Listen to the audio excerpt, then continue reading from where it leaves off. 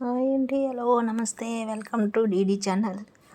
ఈరోజు మన వీడియోలోని తిరుపతిలోని శ్రీ వెంకటేశ్వర గోశాల దర్శనం అండి.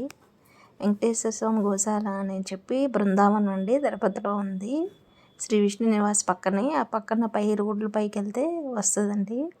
అక్కడ వెంకటేశ్వర స్వామికి జరిగే కైంకర్యాలన్నీ గోవులు, అలాగే ఆవులు, శ్రీకృష్ణుడి యొక్క ప్రతిమ కూడా ఉంటుందండి. ఇంకా ఇదేనండి, దీన్ని పద్మావతి అమ్మవారి ఏనుగు అంటారు. పద్మావతి, అలవేలుమంగ అనే 2 ఏనుగులు కూడా ఈ వెంకటేశ్వర స్వామి యొక్క గోశాలలోనే మనకి దర్శనం ఇవ్వడం జరుగుతుంది.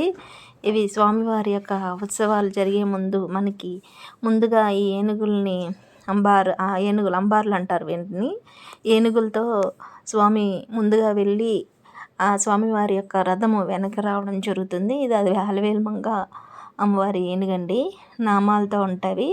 ఇవి వెంకటేశ్వర స్వామి యొక్క గోశాలలో ఉండడం జరుగుతుంది.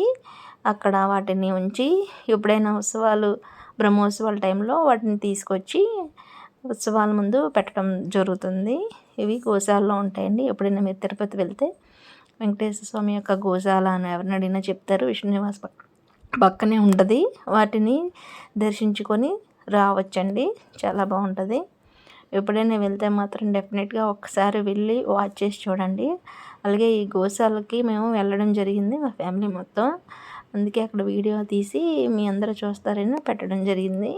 ఇక్కడ పద్మావతి అమ్మవారి యొక్క ఏనుగు, అక్కడ వాళ్ళ సంరక్షకులు ఉంటారు. వాళ్ళు వేణుకి కావాల్సిన అన్నీ కూడా చూడడం జరుగుతుందండి. ఇదే వెంకటేశ్వర స్వామి యొక్క గోశాల. ఇది ఎంట్రన్స్. గోశాల లోపలికి వెళ్తే అక్కడ వెంకటేశ్వర స్వామి ఏనుగులు, అలాగే ఆవు ఇచ్చే పాలు కూడా ఉంటాయండి. స్వామికి అభిషేకానికి కావలసిన పాలు, అలాగే అన్నీ కూడా అక్కడే ఉంటాయి. ఆ గోశాలలోనే ఇక్కడ శ్రీకృష్ణుడి ప్రతిమ అండి. ఇక్కడ శ్రీకృష్ణుడు ఉంటాడు. ఇదిగోండి, ఇదే బృందావనం. బృందావనం అంటే ఇది. ఇక్కడే స్వామివారి యొక్క వెన్న నివేదన ఉంటుంది కదా, వెన్నోత్సవానికి కృష్ణ ఆలయంలోనే మనకి కైంకర్యాలన్నీ జరుగుతుంది. వెన్న నివేదన ఎర్లీ మార్నింగ్ సుప్రభాత సేవలో స్వామివారికి వెన్న నివేదన చేయడం జరుగుతుంది. వెన్నని ఇక్కడ మనకి స్వయంగా సేవకులు తయారు చేసి, అంటే పాలను కట్టెల పొయ్యి మీద కాల్చి ఆ పాలని స్వయంగా తోడుపెట్టి వాటిని చిలుకుతారండి. చిలికితే ఆ వెన్న వస్తుంది.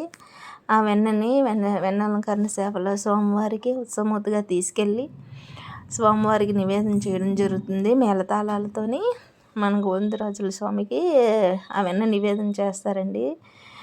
మన ఎర్లీ మార్నింగ్ 3 o'clock సుప్రభాతం అయిపోయినాక ఆ వెన్నను స్వామికి నివేదించి దాన్ని ప్రసాదంగా పంచిపెట్టడం జరుగుతుంది.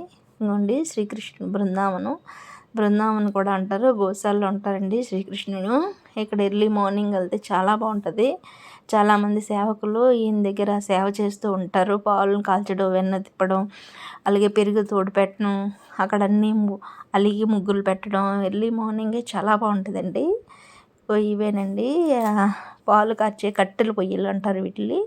ఈ కట్టెల పొయ్యి మీద స్వామివారి యొక్క పాలన్నీ ఆవుల నుంచి వచ్చిన పాలు, స్వచ్ఛమైన పాలను ఇదిగోండి కొండలోనే స్వామివారి యొక్క నవనీత సేవ కావాల్సిన వెన్నను చిలకడం జరుగుతుందండి. ఈ కట్టెల పొయ్యి మీద అన్నిటినీ చేసిన తర్వాత నవనీత సేవకు వెన్నని సిద్ధంగా ఉంచుతారు. ఇంతవరకు మా ఛానల్ సబ్స్క్రైబ్ చేయలేని వాళ్ళు ఎవరైనా ఉంటే ప్లీజ్ అండి సబ్స్క్రైబ్ అండి, షేర్ అండి.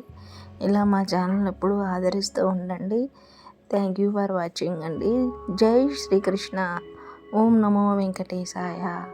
గోవింద గోవింద గోవింద గోవింద.